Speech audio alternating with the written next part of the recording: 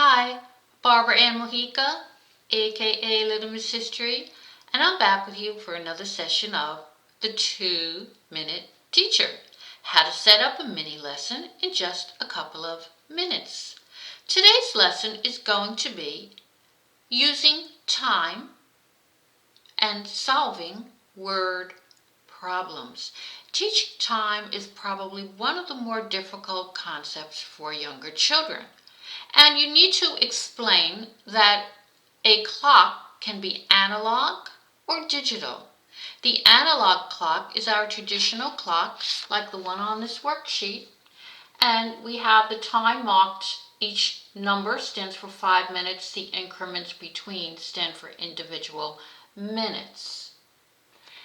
You also will need to explain the word increment. An increment is a small part of something. And you need to explain to your child how to use a grid line. Let's take this step by step. The first step will be to print out this worksheet from education.com, which is going to be on my Pinterest board, linked below. And go over your child again, the clock. Each hour has 60 minutes. Each number is an increment of 5 minutes, and then the small lines in between stand for individual minutes. Now, when you get to the end of an hour, you have to loop back and count additional minutes. So in these word problems, your child is going to have to count time before the hour and after the hour. Let's take the example. It says it's 2:48 and you plan to have a snack in 25 minutes. What time will it be when you have that snack? Okay, so you teach your child, first you go to 48 minutes and you count the number of minutes until 60. That's the next hour, so that will be 12 minutes. But we're only going to have the snack in 25 minutes, so we have to keep counting 13 more minutes so that we'll have a total of 25.